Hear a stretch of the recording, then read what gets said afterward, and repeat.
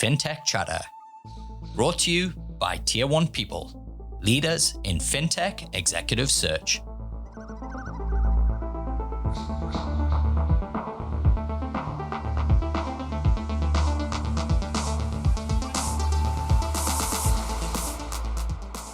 Hi and welcome to Fintech Chatter, the show where Fintech leaders join me for a chat.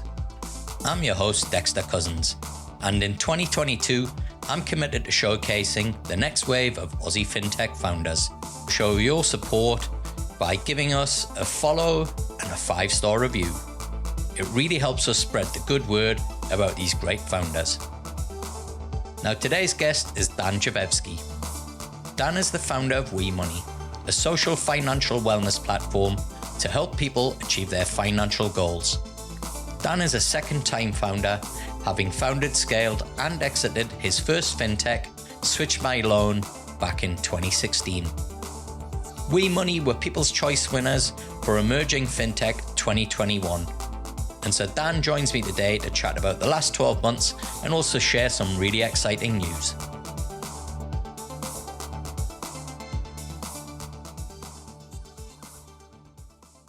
Dan, welcome to the show. Oh, it's great to be with you again, Dexter. Long time between drinks. It's so good to be back on. It's fantastic to have you back, and I haven't even celebrated with you yet your win at last year's Finnies. 100%, mate. Well, Intersect is coming right up around the corner, mate, so I'm looking forward to catching up with you there. Yeah, I can't wait for Intersect. The last one was insane. It was so busy. Well, Dan, it's great to have you back on. How has the last 12 months been for you and Wemoney since you won the People's Choice Award? Well, Dexter, it's been nothing short of incredible. I think if I put that into sort of numerical terms, we've been growing our user base and revenue by 30% month on month, since we last spoke. And that is, look, it's been incredible. I think the first thing that we have to do is take our hats off to our awesome community. I think if you ask anybody about, what is Wemoney in one word, people would often say community. And it's everyday hardworking Australians who have come together and really supported us, on our journey to create, what we've created today for them. And it's been a largely organic story. So a lot of members that come to Wemoney today are driven by word of mouth referrals. And we're really blessed to have this huge number of everyday people just spreading the word about financial wellness and really just knocking down the taboo. So that's the first, big thank you. The second big thank you is the team who have built Wemoney over the course of the last 12 months and a bit more to really help us get to this point, where we are today. So, yeah, it's been an amazing journey. Honestly, when we spoke last time, Dexter, I can still remember like the back of my hand, but I knew it was some time ago. So barely time to breathe. Yeah, you had some really impressive numbers, I seem to recall, even in just the first 12 months of operation. Could you share with us a little bit more about that? Yeah, I think we're about 90,000, downloads at that point, and we're just sort of shy of about 300,000 now. So yeah, we've really sort of grown by sort of almost 2x since we last spoke, and yeah, really started to see an inflection point now in the business where a lot of the activities now are self-fulfilling, as in more people that come to Wemoney, the more people that refer, and so on. So yeah. It's a super competitive space, the PFM space, Dan. We've sadly seen one of the OG's pocketbook close this week. What have you done to differentiate yourself? It's a great story, Dexter. We've been a massive student of this category for a very long time. PFM is considered a graveyard. It's a dirty word in the investment community. And it's really something that you often see new entrants coming into this space, but you also see the same number, going out. And the core reason, and when we really took a real deep dive into what are the determinants of success here, is that you have to create something incredibly compelling for an individual to receive constant and sustaining value over a period of time. And you have to be different, because the first thing, as you know, Dexter, that pops into people's mind that sounds great on the first earshot is create a platform that gives you smart insights that can help you manage your money better. And I think that's probably the hygiene factors of the starting line. And we just thought to ourselves, there's two other determinants of differentiation which we are really focused on. One, which is the word I mentioned before, community, is helping people co-create the platform with us. And the one thing we're very proud of is we engage our community for all of our feature development. So you can go inside the Wemoney app right now. You can upvote the features that you really want to see inside the community, and that builds up a really strong sense of passion amongst our members because they're just waiting for what we can do next together with their help. And I think secondly is really the business model, because a lot of companies that have entered this category before have taken the strategy of either growing user base and figuring out monetization a little bit later on. And I think we've been very purposeful of solving a real problem for members. One of the problems that we solve today, which is probably our biggest source of revenue, is helping members identify opportunities to save money on their existing financial products or other products that they hold that where money leaves their account. So the big one that we see, Dexter, is helping people consolidate debt and helping them take those 3 credit cards with a 25% interest rate, down to a more affordable payment of say 10% or even lower in some cases. And that's life-changing. That's almost $200 per month for some consumers. That $2,500 a year that they can do something more with, something more meaningful or substantive in their life. And other products too. We help people save on electricity switching and things like that. And so we're really focused, Dexter, I think, on really building something which has been such a pain for consumers, which is, I know I can save money on my financial products, but the mere thought of trying to refinance my mortgage, say for example, people would rather go to the dentist and have a root canal without an anesthetic than think about going down that process. So we've just really doubled down on those 2 axes of differentiation. Number one, to create a sustainable business model, but number 2, to create something which we think is very unique and compelling, which is this sense of community and authenticity around the topic of money, which is a taboo topic. People don't talk about it. And we think we can bring a unique perspective to that. So Dan, this word community kind of gets used a lot. And a lot of businesses in a similar space to you would have a Discord and call that a community. What have you found have been the kind of, the real, I guess, kind of sweat that you've had to put into building that community, and just how difficult is it to build a community that then starts to kind of generate more business for you? Yeah, such a great question. Dexter, one word is painful. Like in terms of even thinking about community, where do you start? And we had these head-scratching moments. Should we build a community externally on a different platform? Should we build it on Wemoney? Ultimately, we chose Wemoney because we thought to ourselves, what doesn't exist in Australia or even the world is where you can see your money all in one place, but then also have a safe and mullet location where you can have that authentic conversation with other members about receiving hints and tips about how people are saving money on groceries, what they're doing in order to do side hustles to generate more income in one place where everybody knows that that individual who comes to Wemoney is a fully authenticated and KYC member. Mm. So the analogy we like to use is like Airbnb. When you go to lodge at an Airbnb and you go through the reviews, you don't even question whether or not that review is real or genuine because you know that same Airbnb user has gone through that full process to become a member. Yeah.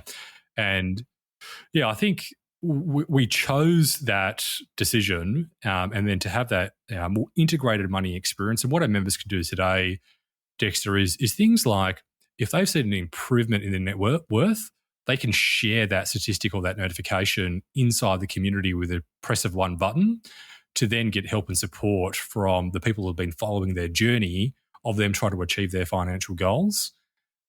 Things like the credit score improving. If the credit score improves, they often put a photo of that percentage increase and sharing that with other members. And it has a self-fulfilling effect because that type of activity coming from real individuals and other people seeing that gives them the confidence, hey, if it's possible for you, it's possible for me too. And one person I'd like to shout out in our community, which I think is really emblematic of what Wemoney stands for, is James Ragg, who works at Woolies out in Queensland. He's one of our heavy contributors, and together with James, we kind of saw this interesting trend where James was posting a lot of content. He was having a lot of wins with his finances. This is somebody that came with a baseline of financial education after high school. And then after Wemoney, he's been learning more about these financial topics and pieces of education that we created this feature called Shoutouts, where Wemoney selects between sort of 3 to 5 really special posts where we think that person has achieved something remarkable. In James's case, he paid off a car loan within 6 months, and I think the total balance is about $9,000. And the first person that he told was the Wemoney community, where he celebrated that success of becoming debt-free. And we think stories like James are incredibly powerful because there's a lot of people sitting at home worrying about debt all by themselves, not thinking they can get help and support from other people. And so, yeah, we really want to compound on that narrative and really bring out that Wemoney. Yeah. What's been really cool, Dan, this year in particular, I've kind of focused the podcast very much more on earlier stage startups. And it's been, one, it's always great, right, to kind of speak with early stage ideas and just that kind of excitement and buzz.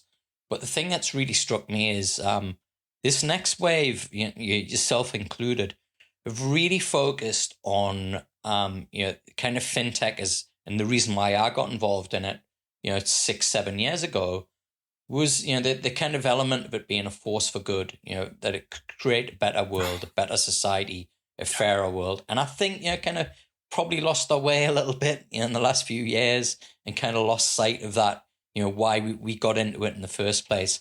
It's great to hear about these, some of the real life stories that you share in there, because at the end of the day, right, that's why everybody got started in fintech.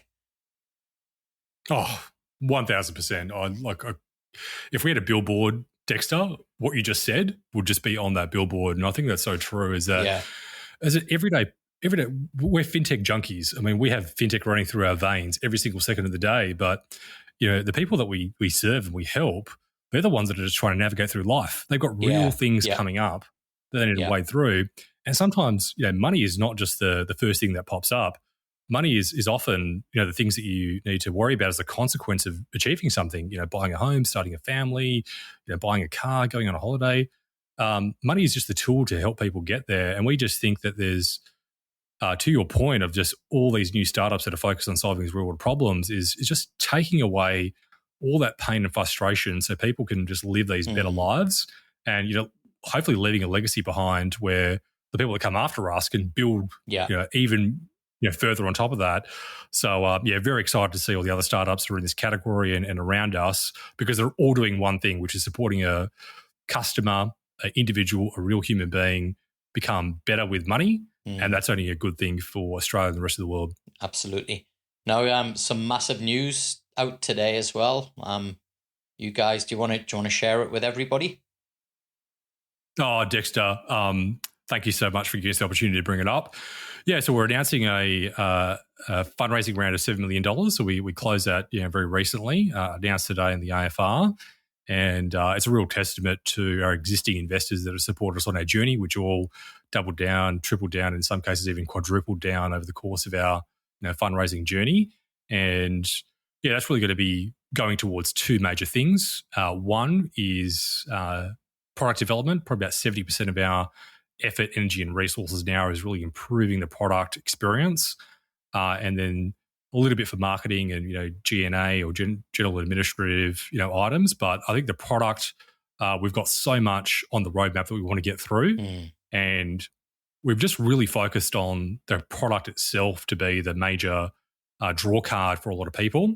And if we can improve that, then we think that hopefully we'll be rewarded with more people using the platform, and then, our members becoming successful and us as a consequence of that. Fantastic. Now, you touched on this just earlier, Dan. It is the category that you're in. It is really difficult to get funding. It is really difficult to kind of monetize as well.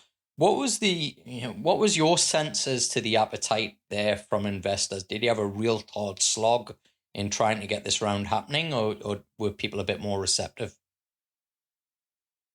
I think people were much more receptive this round, Dexter, because of probably two reasons. We had great existing support from current investors, But secondly, I think I would bucket the type of people we had conversations with in two discrete ways. One bucket is just simply, an investor that is seeking a financial return. They might like what we do, but they probably don't have a lot of affinity or a deep understanding of our space. So they're probably just looking at it from the financial aspects, which is, completely fair enough.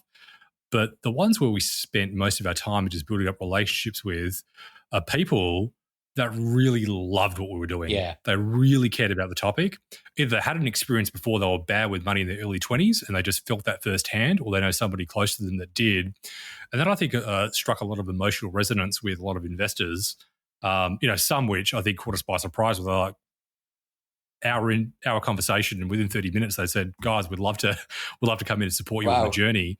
Obviously a lot of work comes up to those points, Dexter. Those things don't happen every single day. But I think the real, takeaway for us in this fundraising round was we focused on the deep relationships that we had with our current investors, but also the people that said yes to investing, who else within the network they thought was a fit for our business. And so for when one investor says yes and they've given you a check, the likelihood that recommendation is going to go a long way with that introduction to the next investor just makes that process more easier. And so we really followed that sort of pathway in this round very organically. It wasn't purposeful to begin with, but when we saw that was working as a strategy, we really doubled down on that approach where one investor ended up introducing to another one and the third one, and the story's almost endless in that respect. But that was probably the key unlock, is focusing on relationships and focusing on people that really and truly believed in what we were building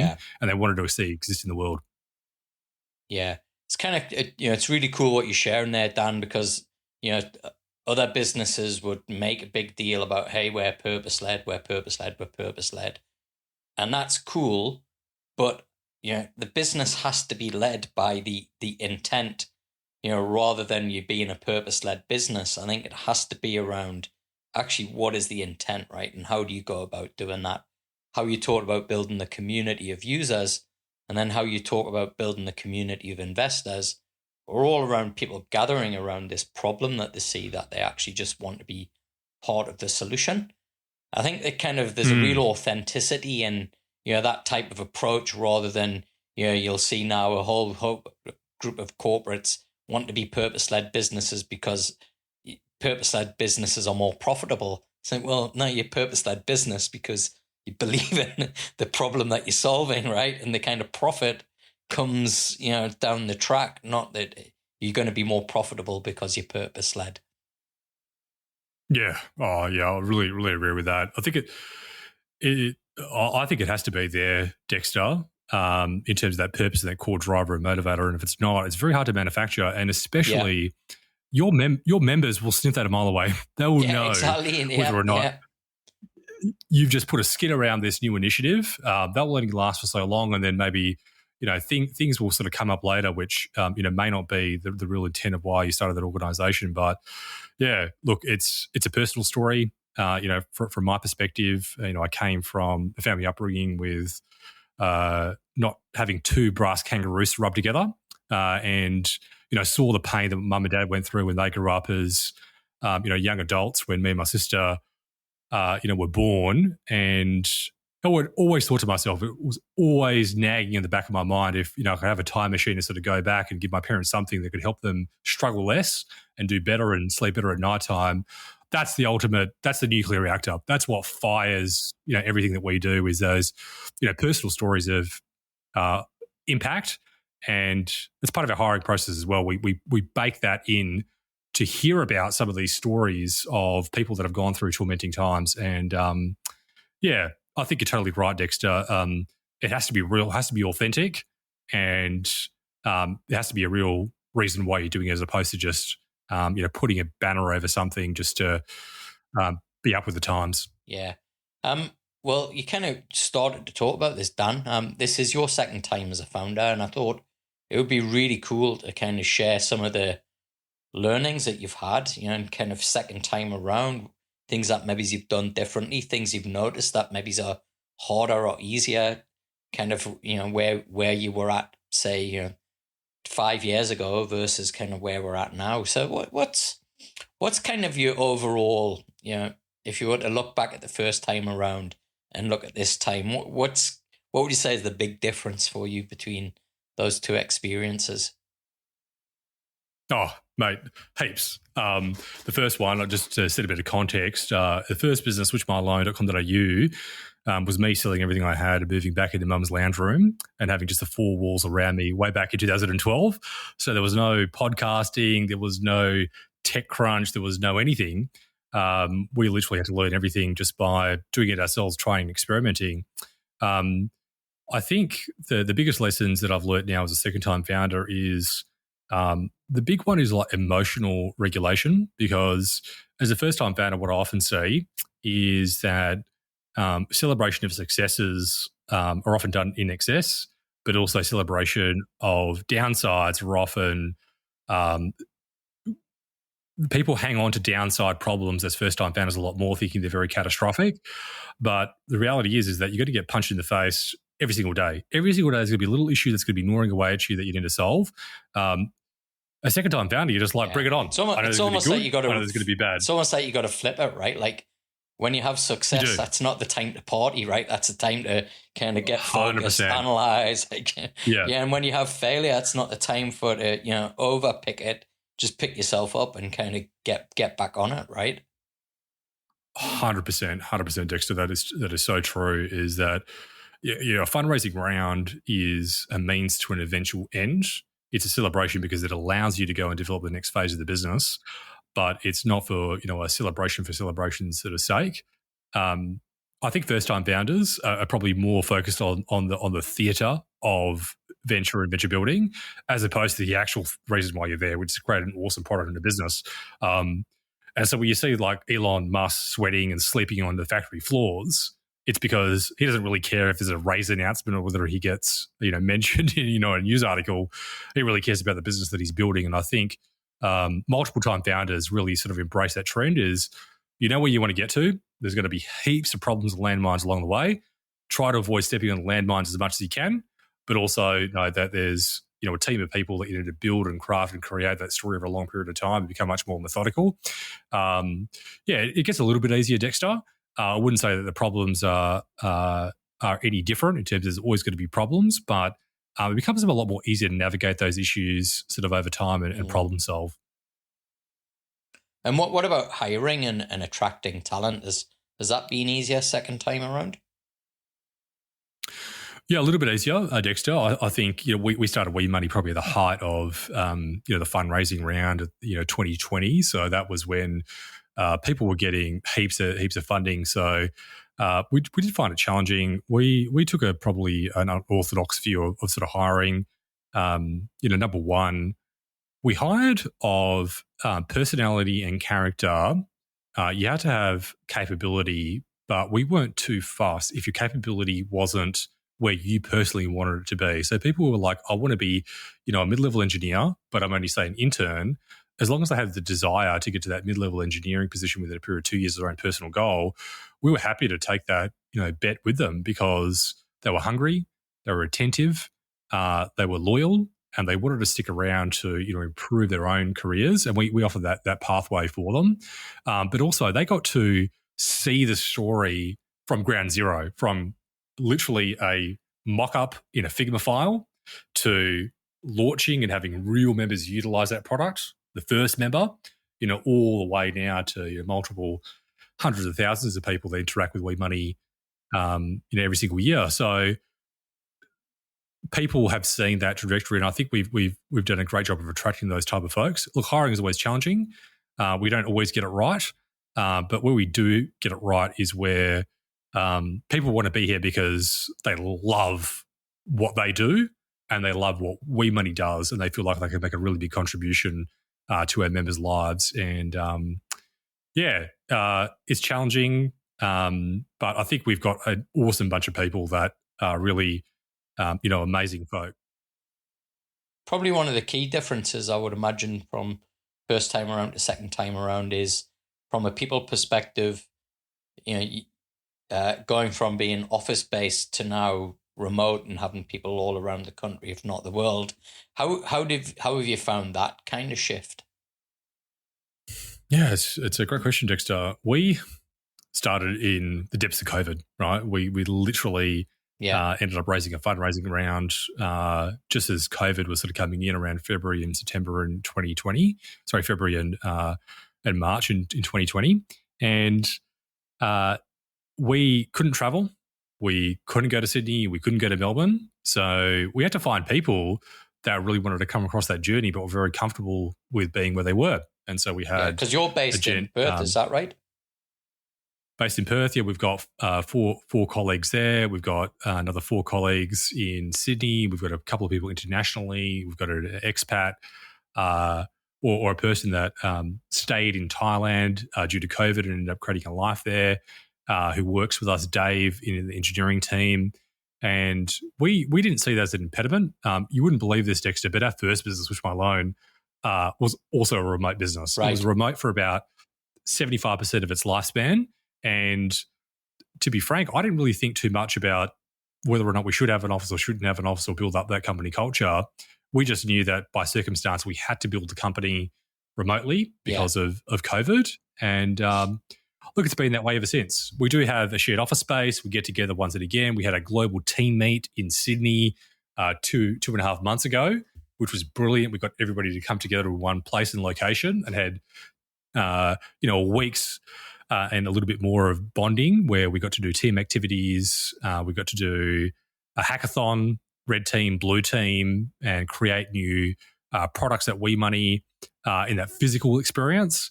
But it's so amazing that people that I think are attracted to Wemoney want to be here because of that flexibility. Yeah. You know, they can come to the office or they can come home. We don't really care. We don't subscribe to any beliefs where you have to be in the office or you have to be at home. Yeah. We just make it work. What was it like when you got everybody together? Oh, it was incredible. It was just incredible. Seeing, I've spoken to people on Zoom for 2 years, and when you see them in the flesh for the very first time, you're going, you're exactly how you looked on Zoom, but now I get to see how tall you are. So nobody knew how tall people were or anything like that. And that was pretty amazing. The first really interesting sign of like a remote team meeting up for the first time is our engineering team. A CTO who walked into the room and met another engineer. They had not seen each other before in the flesh. They just said hello to each other for about a minute and they just went straight back to coding straight afterwards. So it was like a really interesting experience for the whole team because that's what they want to do. That's who they are as creators, and that's what they really wanted to do. And I think it was really interesting to see that confluence of events. We did some fun stuff. We went out for team dinners.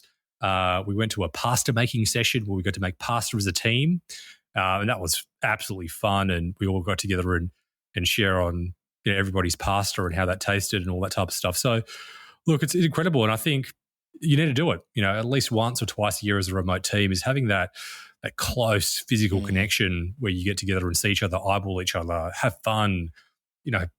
Yes, let's get together and do some work, but also let's just have some fun and really get a chance to blow off some steam and build up that that team bonding that's really required in a non-work setting. So, absolutely invaluable. And look, it's definitely a model, I think, that works for early stage startups, and kind of smaller businesses. Obviously, as you scale and you get more people is when it becomes more complex and more difficult. But it's, I think, absolutely for, if you're going to, and it's something that we've advocated way before COVID to our clients was, hey, look, it's really expensive to hire engineering talent in Australia. Look overseas and, kind of preserve your capital and build the product and get customers and then kind of earn the right to hire local talent once you can raise the money to do that. Yes, 100%. I think it's all a pathway and things sort of morph and change, over time. We're still lucky that, we call ourselves a family because we're quite sort of close knit. There's only 14 of us. But I can see how that changes over time when you get more people, more lines of communication need to open up. But we're looking forward to the next one next year. Awesome. Now, you recently came back from the US as well, where you were part of a delegation, Trade Fintech Australia. What was that like? Phenomenal, Dexter. I can't even begin to tell you how exciting the trip was. So a bit of background and context. It's organised by Austrade in partnership with an accelerator company called Weave Acceleration. And Stuart Keane, who needs probably no mention, an absolute stalwart of the fintech community who works for both of those programs, ended up putting together a awesome 2-week program where we got to attend Lendit, which was now called Fintech Nexus, one of the world's biggest fintech conferences at the Jarlett Center in New York City. And then we did 12 in-market sessions where we got to learn more about what it takes to create a business inside the US, all the way from go-to-market strategy, cultural differences and those nuances between Australia versus the US, hiring, legals and all that type of stuff. And then it culminated into a demo day where 140 investors, banks, partners all got together at the Rise Barclays Center in New York. And we got to pitch our businesses to that wide audience. There was 8 other incredible Australian fintech and other startups that joined us on that journey. And so it was amazing. It was just really magic. We got a deep sense of appreciation of what it's like to create a business in the US. That's something we're thinking about as on our roadmap. And that is just an incredible program that goes with just a huge endorsement that if you can get into the program, it's only going to help you get that context about launching a business in the US. What was your kind of sense as to how the fintech scene is in the US compared to Australia? I mean, obviously size is one thing, but when you look at kind of, how advanced they are, what were your observations? Oh, huge distinct differences. The first one that comes to mind is I think because America is so big and there's a lot of companies that have been created over the years, there's advancements in, KYC and onboarding, which, I never knew were possible. Where, in America, you can go through signing up to an account with like a social security number and a few bits of details, and you're fully authenticated to sign up for an account. In Australia, that process will probably take around sort of 3 to 3.5 minutes. It's prone to failure. People get information wrong. But I think the US have really got the infrastructure layer down pat. They've got people like Plaid. They've got people like Stripe. Everything is operating at scale. So it's far faster for any fintech to come in and make a really big impact because they're standing on all this really awesome infrastructure, which I think Australia is getting much better, but I think the Americas are just so far ahead of Australia in terms of that infrastructure play. Culturally, this is a really interesting nuance, I thought, is Americans move fast. They do not want to waste any time. The speed and just dedication in terms of like wanting to move quickly is almost an imperative because it's so competitive. The competitive nature of the States is that it's either you sink or swim in terms of an opportunity. So I found that as being a really stark difference. Yeah. And I would also say the funding environment, I think that when you go and raise money in the US, the conversations are much more, I would say, casual to a degree, where you're talking about the opportunity and the big idea and what this could be, as opposed to, maybe in sort of more local context where it's, very, I guess, finicky around, okay, what's the next 6 months, 12 months looking like? What are your future fundraising plans and all that type of stuff? So I just found sort of a US investor audience is just a different type compared to, what you see in Australia. Obviously, both very sort of positive in their own ways. So, they're probably the 3 big takeaways. Cool. So we're kind of coming to a wrap, Dan. But before we do, look, there's some fantastic talent that listens to this show. If they were interested in joining Wemoney, what's the best way for them to get in touch? If you are interested in enroll at Wemoney, then the best way to get in touch is via LinkedIn. So if you just search my name, Dan Jovevski, on LinkedIn, I should pop up, and then just send me a note. Just say, what are you working on? What have you done before? Why are you interested in looking for an opportunity here at Wemoney? And if there's something for you, we'd love to carry that conversation with you. At the moment, I think what we'd love to speak to people in the community building space. I think we really love that part of our business to do with some more help at sort of this point. And so anybody in that community building space that's involved in fintech that really cares about transforming members' lives to become better, we're all ears to that. Yeah. You've also got the Wemoney podcast. Where can people find out about that? Yeah, it's called We Talk Sense. So if you just head over to Spotify or Apple Podcasts, you type in We Talk Sense, sense spelt with a CENTS, and then you'll find all the shows there. And we're up to about 72 episodes so far. So it's awesome. Yeah, it's an absolute passion of ours. And thanks for calling it out. Yeah, mate, you're welcome. I think one of the beautiful things about, I've seen with my podcast is having guests on like yourself. I get so many people just comment about how listening to the podcast has influenced how they've gone about their own business or gone about their career, which is just incredible, right? We've now got this archive of all of these founders who are just sharing like their experience like you have today, where it just, for the next generations and the next generations, right? Like all of that knowledge we're now kind of have out there. Whereas you talked about your first time around, you didn't have podcasts, you didn't, it's like you had nothing to go at, and it was just kind of test and learn. So I think it's just, mate, anybody that's out there who's given free content that's high quality, right? And they're not looking for sponsors and ads and looking to monetize stuff, just share. I think they're always going to get a shout out from us.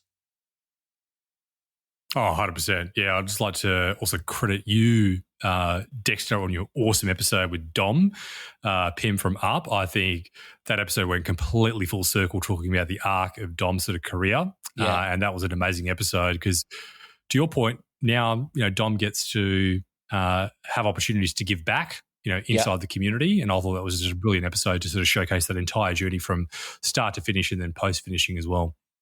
Well, look, we were kind of coming to a wrap, but before we do that, where can people find out about and download the Wemoney app?